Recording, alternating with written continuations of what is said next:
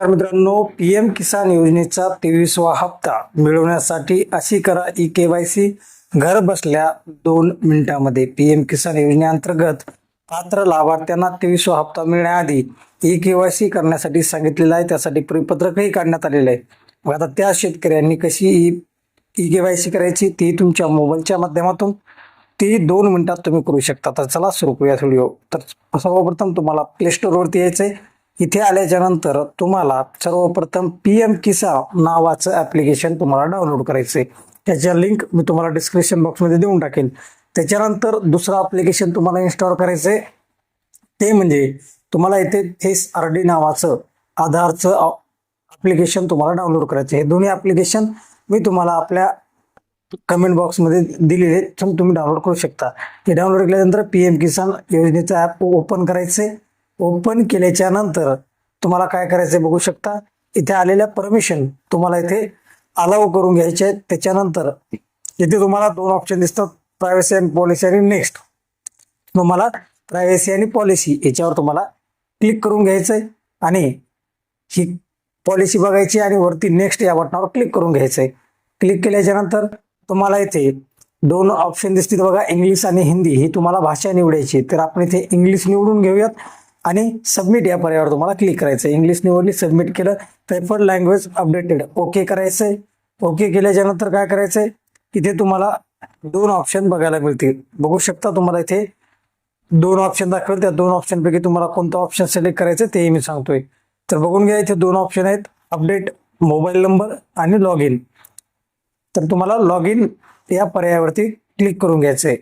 Log in या पर्यायावरती click केल्याच्या नंतर काय करायचंय, समोर बघू शकता लॉग इन या पर्यायावर क्लिक करून घ्या आणि तुम्हाला इथे लॉग इन टाईप विचारेल. आता इथे लॉग इन टाईप तुम्हाला काय काय आहेत, तर तुम्हाला इथे लॉग इन टाईप बघायला मिळतील बघा. पहिली टाईप जी आहे ती आहे state official, beneficiary, external user आणि विलेज ऑफिसर. तर आता याच्यापैकी तुम्हाला कोणती निवडायची, तर याच्यामध्ये तुम्हाला जी बेनिफिशरी लॉग इन आहे त्याच्यावरती तुम्हाला क्लिक करायचंय आणि पुढे चालायचंय. आता तिथे क्लिक केलंय तर इथे तुम्हाला 2 ऑप्शन बघायला मिळतात. इथे म्हणजे मेन तुम्हाला 2 रजिस्ट्रेशन आयडी आणि आधार आयडी. तिथे तुम्हाला काय करायचंय, रजिस्ट्रेशन आयडी असेल तर टाका किंवा आधार नंबराने लॉग इन करतात. आपण इथे आधार नंबराने लॉग इन करणार आहोत. तर इथे आपण आधार नंबर टाकून घेऊयात, आधार नंबर, आणि पुढे प्रोसेस करूयात. पुढची प्रोसेस काय बघू शकता, इथे आधार नंबर टाकल्यानंतर फेशियल ई-केवायसी लॉग इन असं तुम्हाला पर्याय दिसेल. तर तुम्हाला त्याच्यावर क्लिक करून घ्यायचंय फेशियल ई-केवायसी लॉग इनवर. त्याच्यावर क्लिक केल्याच्यानंतर काय येते बघा, त्याच्यानंतर इथे तुम्हाला येते I agree provide my Aadhaar based KYC using authentication. याच्यावर तुम्हाला क्लिक करायचंय आणि त्याच्यानंतर तुम्हाला स्कॅन फेस याच्यावर क्लिक करायचं, म्हणजे तुमचा चेहरा इथे स्कॅन करण्यासाठी परमिशन द्यायची. क्लिक करायचं आणि फेस स्कॅन करायचा आहे. तर क्लिक केल्याच्या नंतर तुमच्या समोर तुमचा चेहरा स्कॅन करण्यासाठी ऑप्शन येईल. तर तुम्ही तुमचा चेहरा इथून स्कॅन करून घ्यायचा, बघू शकता असं ऑप्शन येईल. त्याच्यानंतर तुम्ही चेहरा स्कॅन करण्यासाठी तुमचे जे डोळे ते उघडझाप करायचे, त्याने हा चेहरा लवकर स्कॅन करते, कारण हे तसं अपडेट आहे. त्याच्यानंतर तुम्ही बघू शकता चेहरा स्कॅन झाला, थोडं लोडिंग घेईल. लोडिंग घेतल्यानंतर तुम्हाला इथे 3 ऑप्शन बघायला मिळतील. 3 ऑप्शन आहेत बघा, व्यवस्थित व्हिडिओ बघून घ्या. तर तुम्हाला डॅशबोर्ड या नंतर अपडेट मोबाईल नंबर आणि लॉग आउट.